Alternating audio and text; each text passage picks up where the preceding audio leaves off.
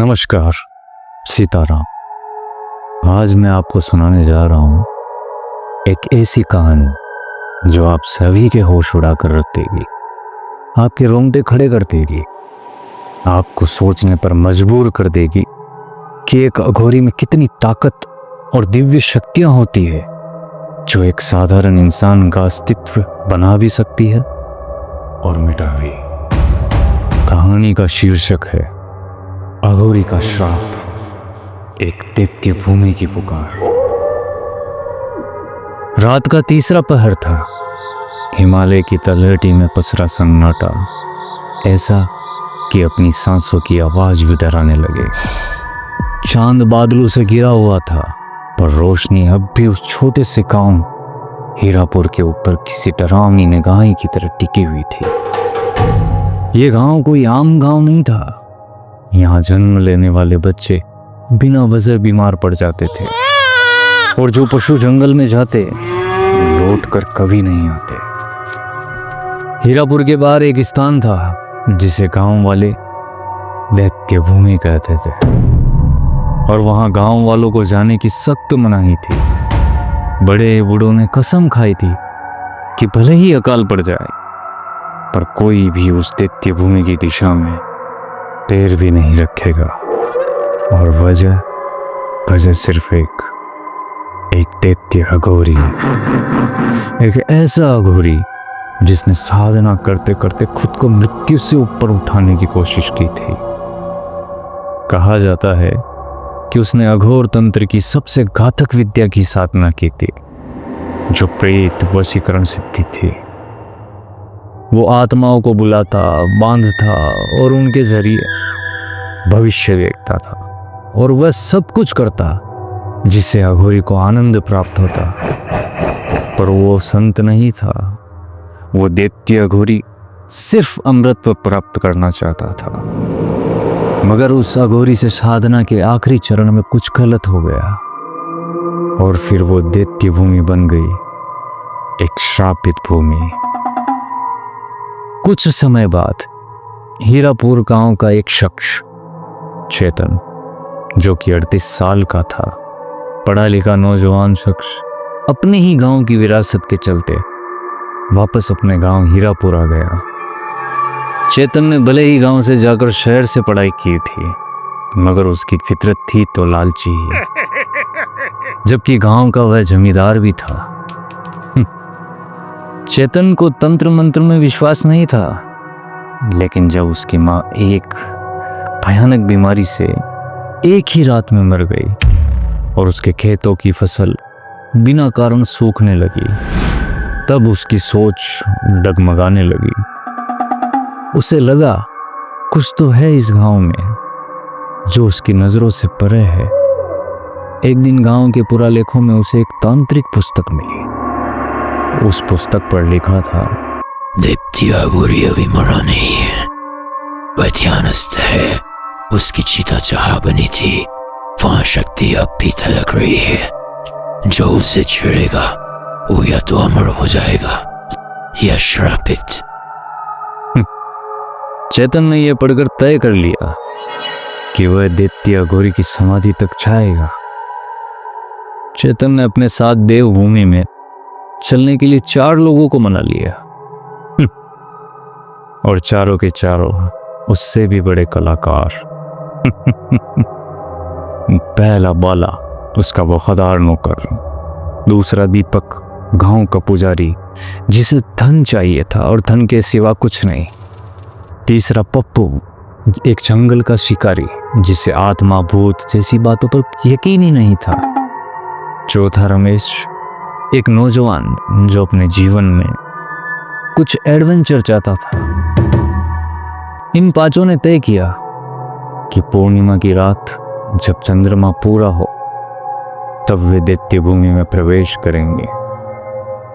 और वो रात एक दिन आ ही गई जब उनको दैत्य भूमि में प्रवेश करना था।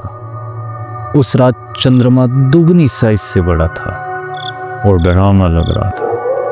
हवा में राख की गंध।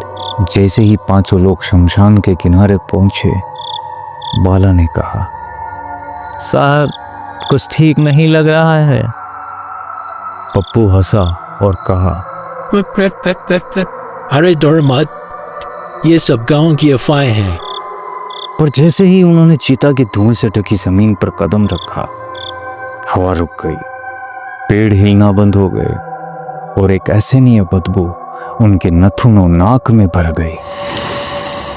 सामने एक पुरानी समाधि थी, उस पर किसी तांत्रिक भाषा में लिखा था, मृत्यु यहाँ सोई है, उसे मत जगाओ।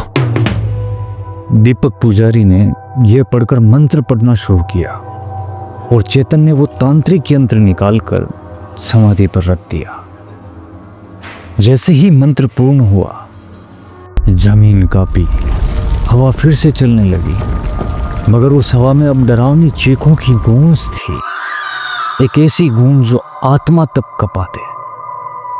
अचानक समाधि की राख उड़ने लगी और वहां एक आकृति उभरने लगी, और वो आकृति और किसी की नहीं बल्कि दैत्य अघोरी की थी।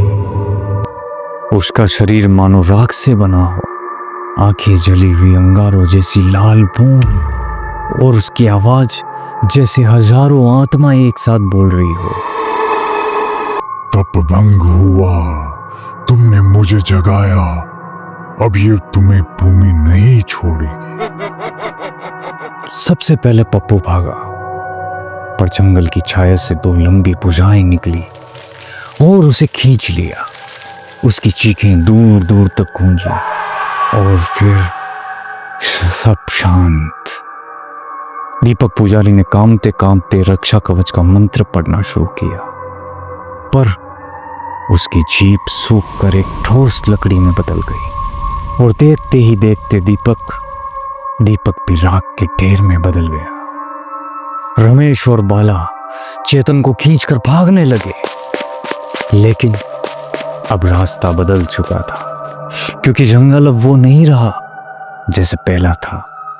जंगल के पेड़ अब भट्टियों जैसे थे और पत्ते आत्माएं बनकर चीख रहे थे।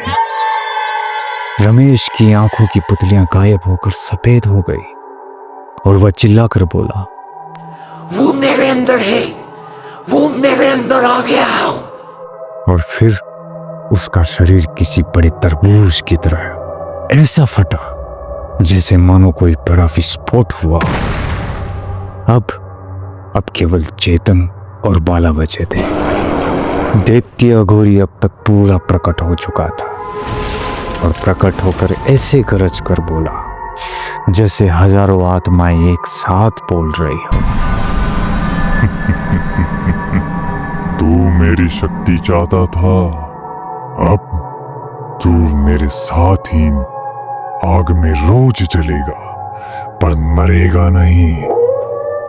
उसने चेतन की आत्मा को उसके शरीर से बाहर निकालकर वापस अपने साथ राख में बांधकर राख बन गया। चेतन की आत्मा की आंखों में अब चेतना ही नहीं थी। उस रात चेतन की आत्मा दैत्य अघोरी की चिता जलाती है और हर सुबह फिर राख में मिल जाती है, और यही हर दिन होता है, हर सुबह होती है, हर रात होती है। कैसे ना कैसे सिर्फ बाला अकेला दैत्य भूमि से भाग सका, लेकिन जब वह गांव लौटा तो सिर्फ अपने साथ एक भयानक डर लेकर। अब बाला एक पागल भिखारी बन चुका था जो हर पूर्णिमा की रात चिल्लाता है, मत जाना, मत जगाना, वो अब जाग चुका है।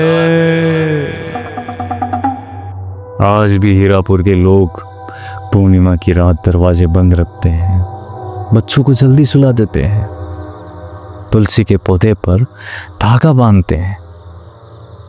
अब कोई उस दिशा में देखता भी नहीं जहां दैत्य भूमि है, क्योंकि वे जानते हैं कि अघोरी मरा नहीं है, वो सिर्फ जागने का इंतजार कर रहा है। कुछ शक्तियां ऐसी भी होती है जो केवल श्रद्धा से मिलती है। लालच से ली गई शक्ति हमेशा श्राप बन जाती है। धन्यवाद साहर।